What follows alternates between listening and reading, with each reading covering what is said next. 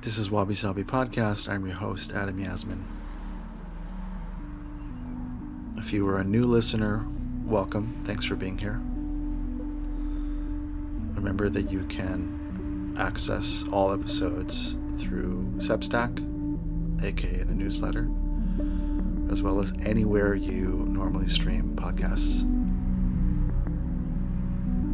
And if you are a returning listener and a subscriber, thank you so much again for being here. If there are any requests that you have for guests, conversations, topics, or subscriber-only content, I've been generally on the fence about these things, but I'm very much open to feedback and that it be an engaged process. So if you haven't already, please subscribe to the program and leave a review wherever you normally enjoy podcasts, or leave a comment or feedback within Substack or on Instagram at Adam Yasmin. It means a lot, and it's a great way to share information about the program. I'm really excited about today's conversation. My guest is Daniel Sherrell. He is an author and climate organizer who helped pass green legislation in New York State.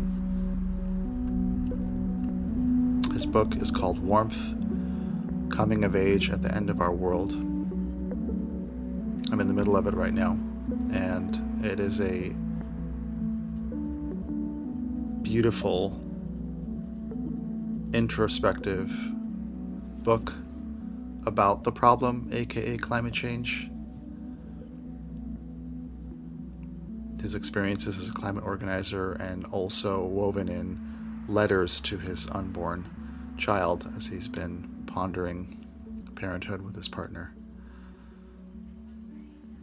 I'll leave it at that, and without further ado, here's my conversation with Daniel Sherrell.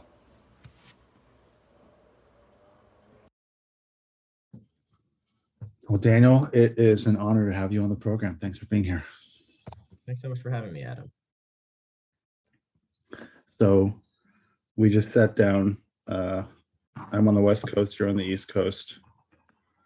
We're both drinking tea, and that's Camellia sinensis, as opposed to an herb or a tisane. And I'm curious just how you're doing on this particular day of the week, given that it's, the end of the week and there may be some kind of hopefully some kind of a closure to the week that just preceded us. So yeah, just in general, how are you doing?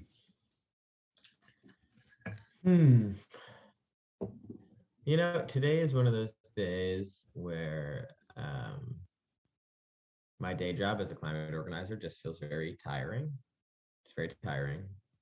Not in a horrible way, but I'm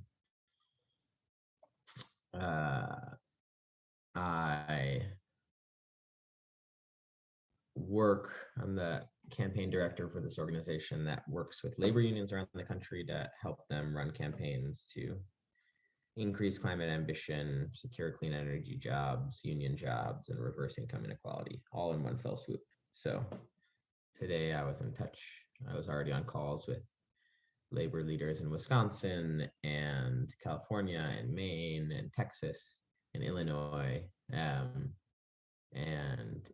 it's really beautiful and exciting because I get to work with all these very smart people who are trying to keep our civilization from careening off a cliff, but also just the texture of a day flitting from one Zoom call to the next is like not my favorite, most embodied way of living, but it comes with the territory of organizing during the COVID crisis.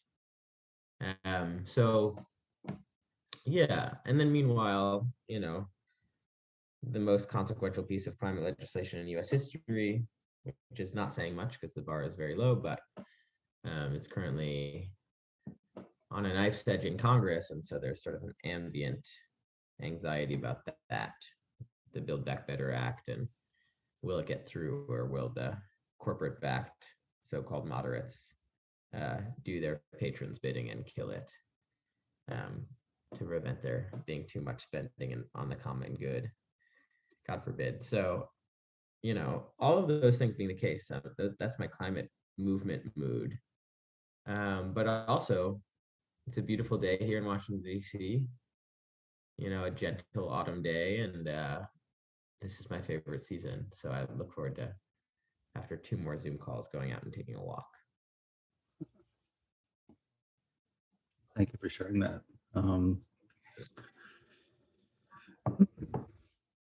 There's so many questions I have for you as in anticipation of this conversation, because I heard of your book that was recently released, I believe in August, if I'm not mistaken. It's called Warmth, for anyone who's going to be listening to this or watching this for posterity.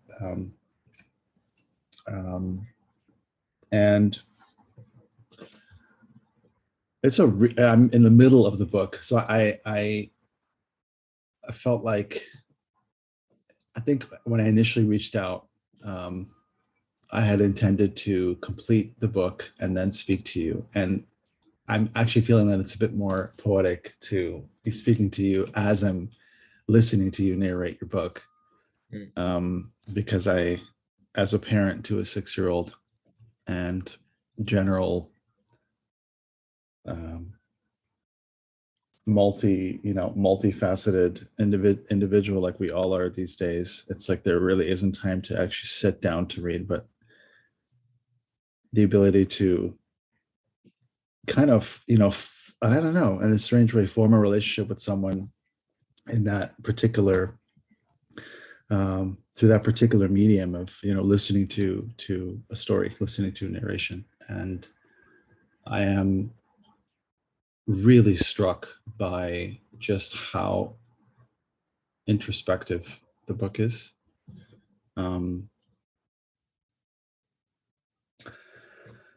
And so, and it's also, I wasn't aware that we would be speaking sort of on the heels of COP26. I'm really curious to know, from your perspective, given your breadth of experience and awareness, how are you? Is it finished? Has it finished? I'm sorry for not knowing or being so in tune with the current status of the meetings, but what are your feelings on COP26 at this moment? Yeah, well, it still hasn't finished. The official ending time was end of day on Friday, but like previous COPs before it, it's probably going to bleed on for another day or two as they try to hammer out this agreement.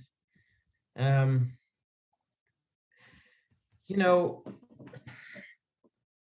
think the COP was, relative to what was expected of it, okay.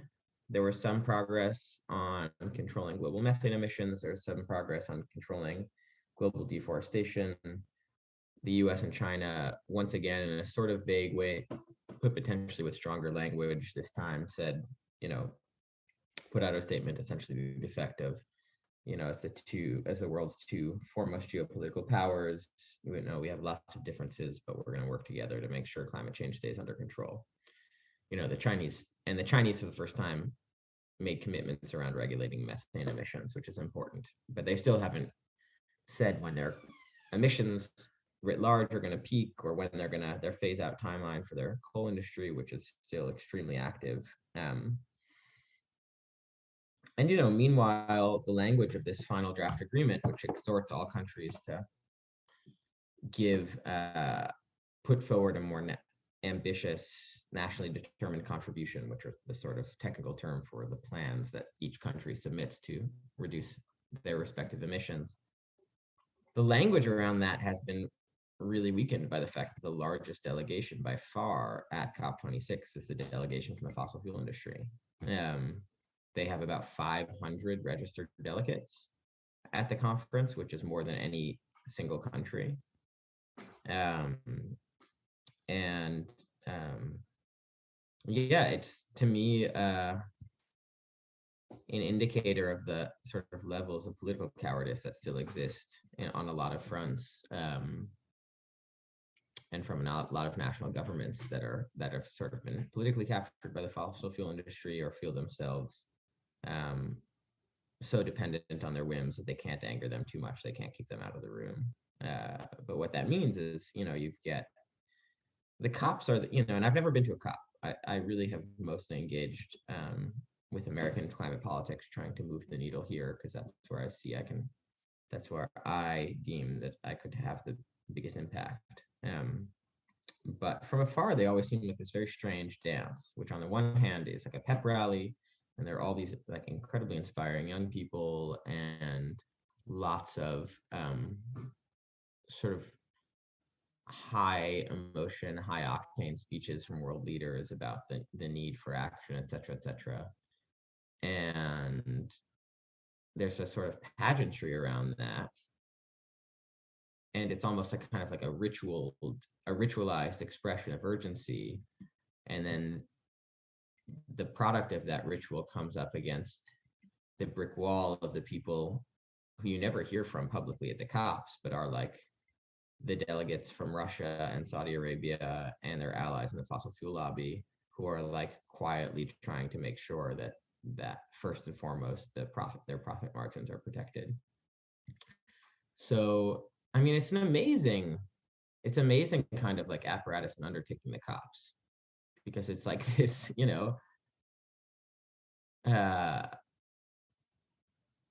and sort of kind of incredible that it can even happen. I'm not sure, for all of the world's major countries to be in these same rooms together, like this couldn't have happened. Like we forget this, but it is sort of like unique, I feel, in like the geopolitics of world history. Like it couldn't have happened during World War II or World War I. There were like major world powers were in active war with each other. And forget about the 19th century, where, most of the global South were basically prison states to the British Empire and other Western empires. So in that way, like what optimism I take from it and what hope I take from it is like, it's crazy that these things even happen, and that delegates from every single country in the world are actually talking with like greater or lesser degrees of good faith about solving this problem collectively. But it is an incredible exercise in trying to exhort people with a lot of vested interests and a lot of political power to rise above those narrow interests for the common good. And that's like really, really hard. And it requires a level of vision and ethical discipline on the part of political leaders that some are just lacking in. These are people who got to the places where they are not by thinking big and practicing empathy, but by throwing around a lot of sharp elbows and being very diligent stewards of their own personal interests. So all of which is to say, the COP wasn't a disaster as some people expected. It also wasn't a breakthrough success. It was, a muddle of everything. And I think next year the fossil fuel lobby should be kept out of the room. They have hundreds of youth activists outside the halls whose actual futures are on the line, but they're not accredited. They're not given passes to get into the halls of negotiation. And then you're giving passes to 500 fossil fuel lobbyists. Like that dynamic should be reversed. So if I were to run a campaign around the next COP, it would be polarizing around the fact that anybody directly representing a fossil fuel corporation should not be allowed to have a voice in these talks. Just period. Because it's as one of the youth activists said out who wasn't allowed into the hall, like, would you allow arms dealers to set the terms of a peace accord? Like, of course not. But the conflict of interest is so manifestly clear, so like laughably banal, that it's kind of like hard to even credit that these people have so much clout, and yet they do. So I think that's my major lesson for the next COP is like, you have to keep Exxon at arm's length or else no real progress can be made. Yeah, it's by your description of it, given your breadth of knowledge, it sounds like a kind of a muddled episode of Looney Tunes or something to have that many um, many fossil fuel delegates in one place, sort of shoulder to shoulder with delegates from so many countries. Yeah, it is. Yeah, I agree with you in that it's amazing that given the amount of progress in the last, let's say, 100 years, that these kinds of meetings or gatherings are even possible, like the Olympics. Just that kind of cross-border logistics. But there is this feeling, and again, just from this really intense observation and really far away periphery, you see these individuals, these groups, or these individuals gathering together to discuss a topic, and how much time is actually spent getting work done or making strides. It's like when you think about and this may be a poor metaphor, but a metaphor of like, when we used to go into an office, pre-pandemic, for 8 hours to clock in, but like how much time, like there was some studies done that like maybe 2 to 4 hours of that 8-hour time span is actually spent doing meaningful work, and the rest of that time is like lunches and water cooler conversation. And not that that's not valuable, but it's like how much can get done in these kinds of conferences is something that always kind of piques my interest in an interesting way. Yeah, I don't know. Sorry, my cats are making noise back there. That's okay. Yeah, again, I've never been to one, so I can't attest directly. But my impression is there's a lot of work that happens sort of bilaterally beforehand, where countries take out their positions. But then, like, actually, people are sort of like drafting new language in like rooms off of the plenary that like actually does have consequence. So I do think that like work is happening at the COPs, and it's not just pageantry, but the line is thin, because every world leader who goes there wants a headline saying they're tackling climate change head on, and they want that headline without having to. Not every world leader. There are many world leaders whose hearts are actually in the issue, but for those like Vladimir Putin or Xi Jinping or the leaders of the Saudi oil states, I think they're still in this place where they're there for a good headline, and then to like hedge as much as possible on what they'll be required to do. And it's an interesting bet they're making, that their power, which is the thing they're always trying to consolidate, will last in a world where ecological feedback loops are sort of eroding the foundations of society. Like, it does seem sort of they're sometimes choosing this path where like, I'm okay if the ship goes down as long as I have my hand on the tiller as it's sinking, and to me it's completely insane. So I don't know. I mean, I think it really does come down to like most of these world leaders are not going to lead the way. They have to be pushed relentlessly by their citizenry, especially in the democracies, to feel like their political lives rest on protecting the lives of their constituents, because that's the trade-off here. For Xi Jinping in China, it's much more confusing to me about how you move them to act in a way that is aligned with keeping warming below 1.5 degrees Celsius. But I also don't think, I don't know. They're not, I think the Chinese Communist Party is like, it has many very scary tendencies, but they're not anti-empiricist. Like they're not batshit insane like one of our two political parties are, Sure. in the sense of just like really, they haven't swallowed a catechism that tells them they need to ignore climate science, which thank God, because, you know, I do think at this point, in their attempts to scuttle all action on climate change, the Republican Party is maybe the most dangerous organization on the planet. I definitely feel fucking cartoon villainish at this point. Yeah. And Yeah. you know, it's like hedging your entire political stature on just all out culture war is quite a position. And I mean, that's a whole separate conversation Really. that we can have. And yeah, because I am starting to worry about, you know, the next midterm, and as we all should be, as well as the next general. But there's something, there's a spectrum of feelings that I'm having as I'm in the midst of your book right now. And your book, you know, it's important to note that your book is both an account of your experiences as a climate organizer, but also is like a letter that you're writing to your unborn child. Mm-hmm. And as a father to a 6-year-old daughter, there's a whole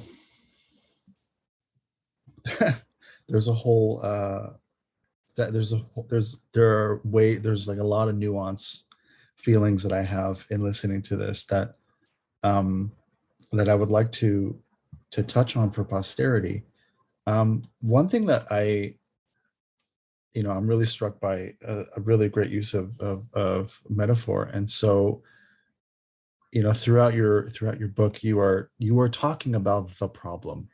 And for people who may not be aware, it's like the problem, right? The problem of, existential climate or like impending climate catastrophe or accelerated climate change. Yeah, there's many ways to describe what the problem is. And it's something that we in our generation, we've lived with, right? We lived in and around forever. It's something that we've kind of always been aware of. And we are also, I had a previous conversation with a guest on this program where we were talking about, we kind of coined that our generation, who kind of was born around 1984, who came of age around 9/11, who survived the Great Recession and made it past the opaque line of 2012. We are generation apocalypse, and it's not to throw that around just to be playful or be kind of kitschy with it, but this sort of like elder millennial generation that we kind of co-inhabit is, we have this macro view on the problem. And you bring up in your book the Lars von Trier's film Melancholia as this, like kind of simple metaphor of how people are either avoidant of the problem or how they're aware of it, if it's something that is like a planet that's coming into contact with our planet. I don't quite know what my question is at this moment, but there's just the feeling of like how have you, as a climate organizer, how have you been resourcing yourself with the means to keep going? I mean, that's a very kind of big, vague, generalized question, but it's kind of the starting point that I want to launch off of.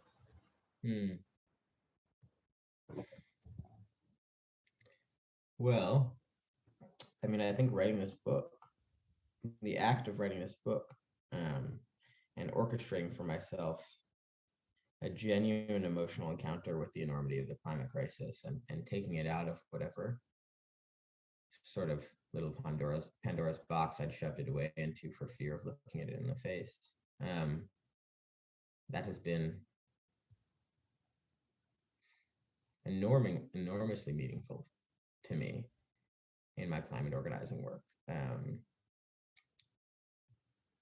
to try to eliminate the sense that I was like sleepwalking toward a catastrophe, and instead really engage with the nature and the weight and the possibilities surrounding that threat of catastrophe.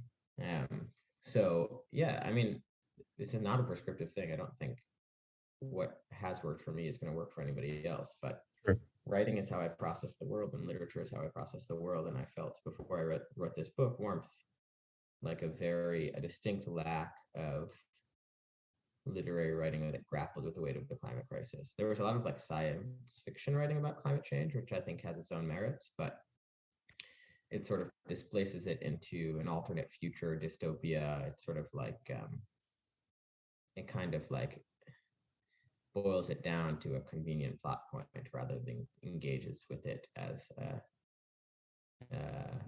an ongoing thing that is shaping and changing everything about how humans live on their planet, and will continue to do that for the next several centuries. So yeah, writing has been enormously useful for me. And then I think it's easy with the climate crisis to get lost in the doom scroll. Mhm. There's such an endless torrent of bad news and poor forecasts and political cowardice and corporate cynicism, and it's this tricky balancing act for me of not washing my hands of that world, because I do think the world of politics is the world in which decisions are made about who lives and who dies. So you can't wash your hands of it, especially if you're someone with relative privilege. But on the other hand, just like not maintaining a sort of critical distance, and not letting myself be consumed and either become a sort of political animal where all the stakes are abstracted and you just sort of want your side to win, or becoming,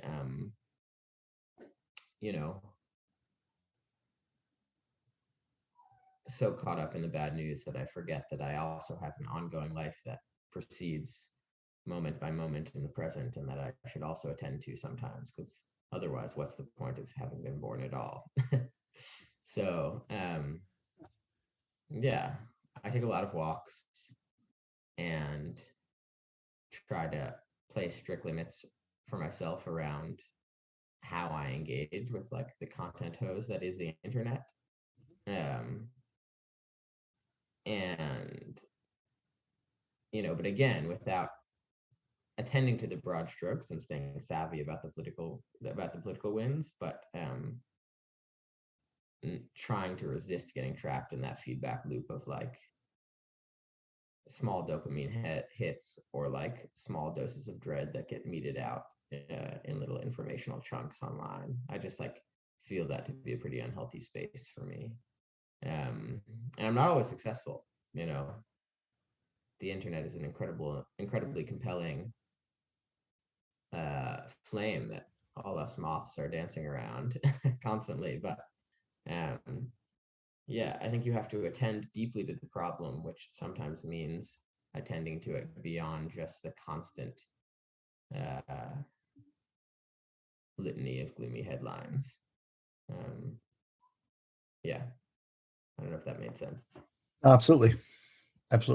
And whether folks can subjectively relate to it or not, I mean, I think we could all agree that as you said, the content hose or the fire hose of just the deluge of everyday content mixed in with misinformation and disinformation and doom and gloom is very heavy, no matter what kind of diet you ascribe to, you know. Totally. But I So see, yeah. yeah.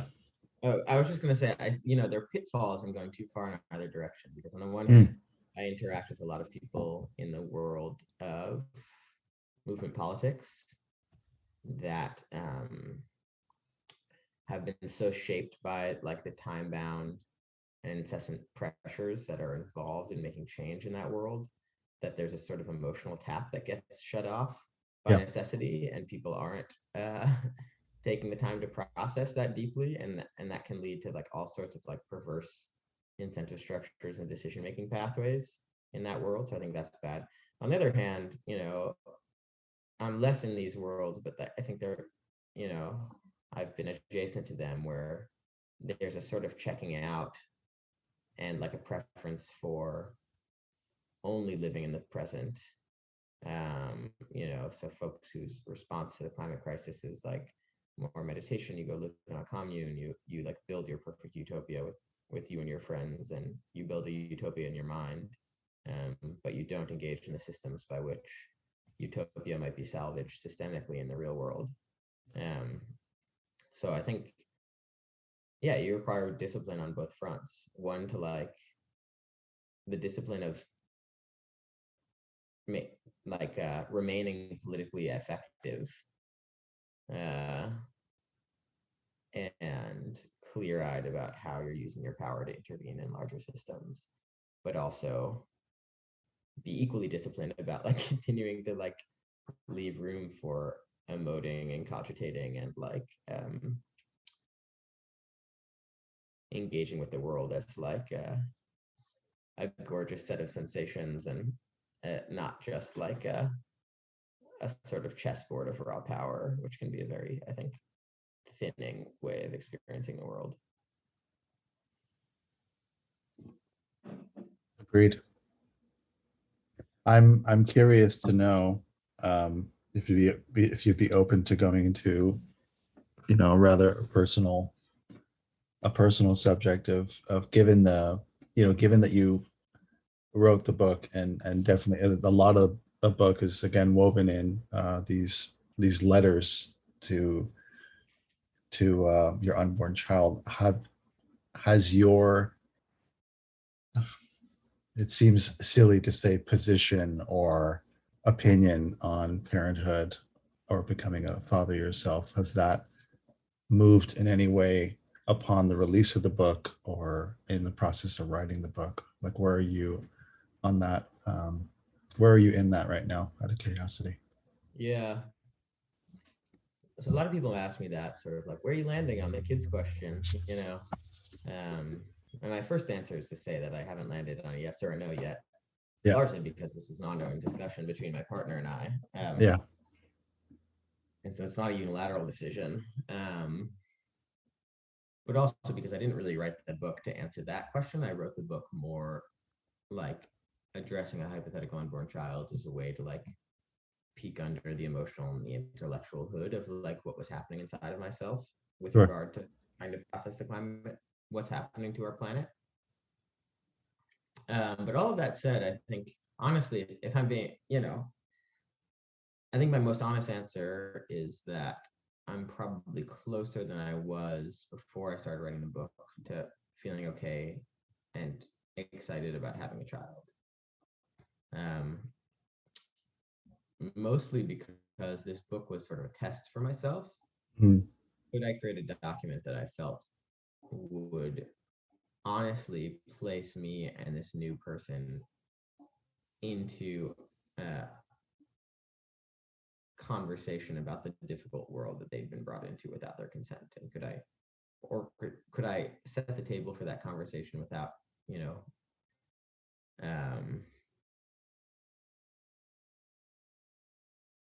without drinking the seductive potion of blind optimism or just collapsing entirely into despair? But could I hold myself and I hold this person in the space in between those two poles, which is really just indeterminacy, from which is born hope, I think. And hope is very different than optimism. So I felt when I finished writing this book, like, this is I've done work that makes me feel more ready to like have that conversation with my potential child, and that's to be a father writ large. Mm. And you know, to the extent that having children is like a vote in favor of the continuation of the human project, like despite all of our massive failings, I do still believe in the human project as a potential source of great beauty and meaning. So, but all of that is not prescriptive. I think it's a deeply personal choice. Like I don't have a take on whether people should have. I mean, to be honest, if I were, from just like a strictly, if I were a professional ethicist, I would say I think I would pretty easily come to the conclusion that if you want to have a family in 2021, you should try to adopt children, and that's the most defensible position, and I think that's probably true. But you know,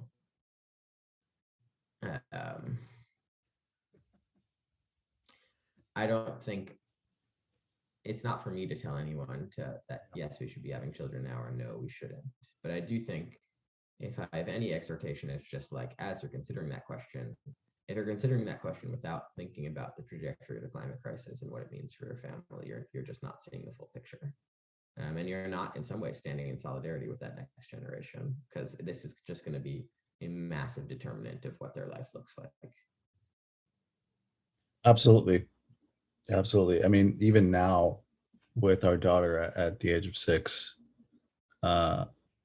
there is a growing awareness, especially against the loudspeaker of, as you say, blind optimism, that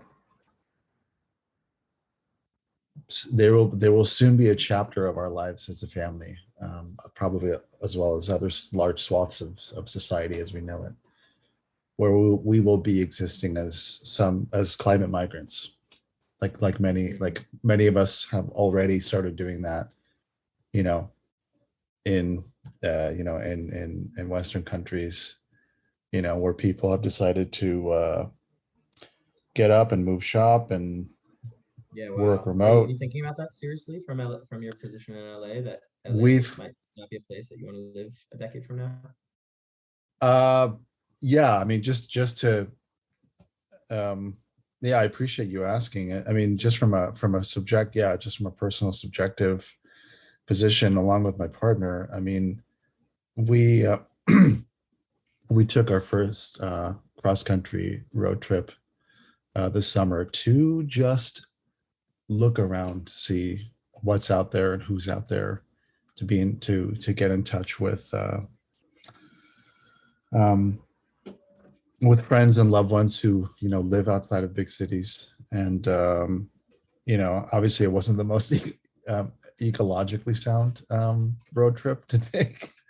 Yeah, I mean, We were in a 28-foot boat on wheels, and that's kind of what you do. If we're going to do it once, yeah. let's do it. I saw a lot. And that conversation is always moving and is progressing at its own rate. But there's at least in this quadrant of the country here, I mean, there's a lot of people who I think are kind of ostriches with their heads in the sand about the the incoming, if not even incoming, sort of the water issues that we have here in the Southwest. And then there's my own kind of long range view on LA's slated to be hosting the Olympics in 2028, and Really?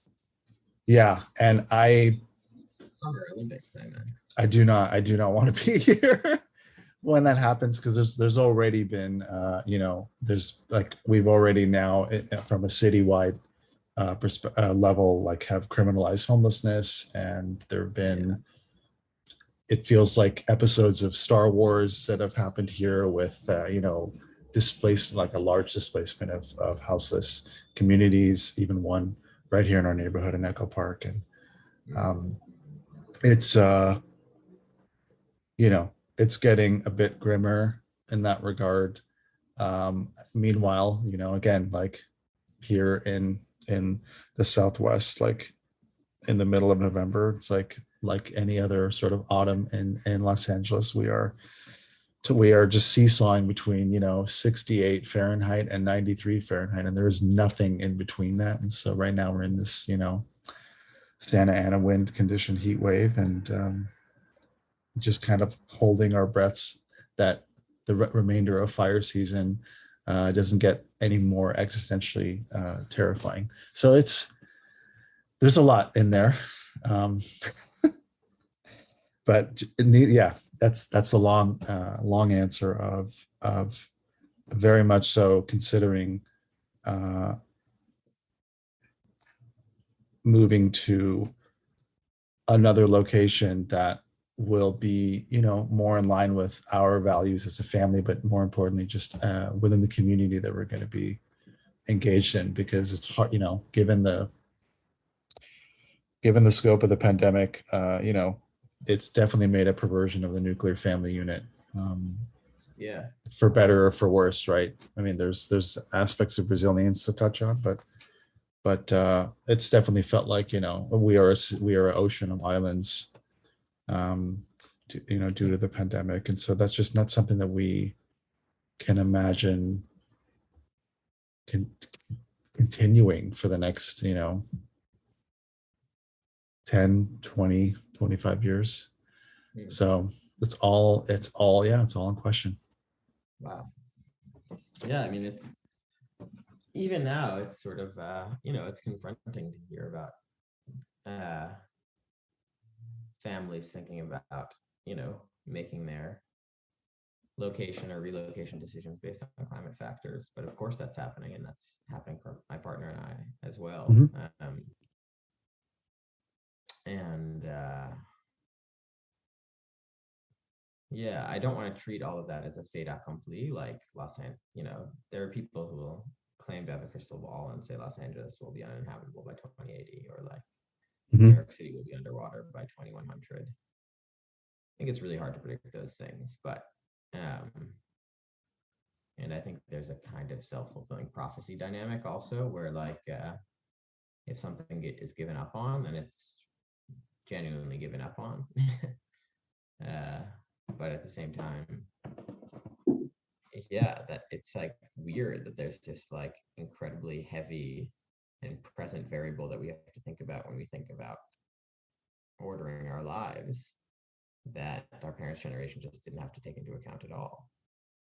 And I think maybe still has a hard time conceptualizing, like, whoa, you're not gonna live on the Jersey Shore because of climate change. I grew up near the Jersey Shore, so doesn't that, it's so far off though, and it's like, not really. Like I have to think in terms of the length of my lifetime, and my lifetime is going to contain a lot, because geologic history is moving faster than biography at this point. I mean, things are changing at a rate that would have been unimaginable from a planetary perspective for the last tens of thousands of years. Mm-hmm. So it's not day after tomorrow, right? But it's not. It's still naked to the human eye, or it's or it's visible to the naked human eye. Anyway, yeah, it still feels like a bit surreal and dislocating. Yeah, it still feels kind of fairy tale like, especially as you mentioned, for just one generation removed, right? Just in our parents' generation, it's like they don't connect the nodes between, like, every 5 years, every 3 to 5 years is 100-year storm, and that rate, that length of time between 100-year storms is like shortening and shortening.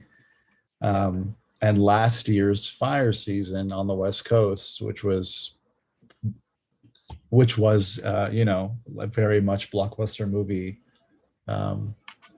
It felt like a blockbuster movie, and it got so real that very much accelerated that and really expanded that conversation about a long-term plan. And I mean, all that to say that I even have a a dear friend who's getting his PhD in geography and agricultural systems, and I think he's finishing his Fulbright, and his focus is on Iceland. And one of the things that he told me in the last several years that he's been based in Iceland is that when you look at sort of that, what is it, longitude, or just that at that I know what you're at that, probably a latitude line. At that, thank you. At that latitude line, or at least like from the perspective of like the northeast of the states, and so like up there, that there are ways in which, I wouldn't say that he would say it this way, but like he's studying like the benefits of climate change on the agricultural systems of Iceland, given that their frost season is shortening and their growing season is expanding. And so like he started the first CSA on the island and that kind of thing. And so, so he's pointing at like that latitude, like, if you want to look 30 years down the line, let's look somewhere around there. So, and it's not necessarily like his prediction, but it's just like something that he's focusing on. So these are the kinds of conversations and sort of the levels of awareness that I'm at now, and that's always kind of expanding and whatnot.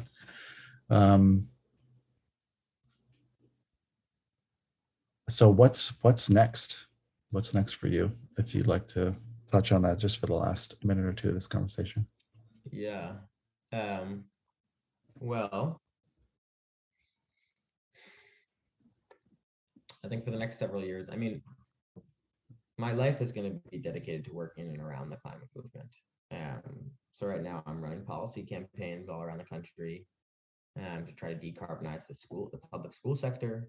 And I think that'll continue for a while. If Build Back Better passes, there's going to be the largest ever investment into the clean energy economy, and there'll be a lot of work to make sure those dollars are actually being spent on real solutions as opposed to like bullshit fossil fuel industry propaganda machines like carbon capture and storage and other stuff they want to do to avoid doing what's necessary. And then I also think, my partner is actually an Australian citizen, and we'll probably spend a few years out in Australia at some point in the next decade. And they're probably a laggard for the whole of all Western democracies. They're the worst on climate policy, and their Liberal Party, which is their right-wing party, has been completely captured by the coal industry and is currently in power, refusing to do almost anything about the climate crisis. So if we move out there, there's going to be a lot of work to shift that dynamic. And so I'm looking at that. And then I'm also looking to continue to write. I mean, we're going to live through an incredibly strange and heavy and disorienting and violent, but maybe also beautiful century. And I want to stay alive to what it's like to live through all that unraveling, or that reknitting, if we do our work right.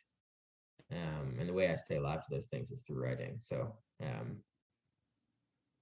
don't know exactly what it looks like, but I imagine if I ever do start a family, another book will force its way up through my throat. Yeah, well, well, as as a parent to a young child, and who definitely in discussing impending parenthood for myself and my partner, there was definitely this feeling of like, I don't know if I want to bring someone into a fucked up world, is one way of saying that, just to be just to be kind of melodramatic about it.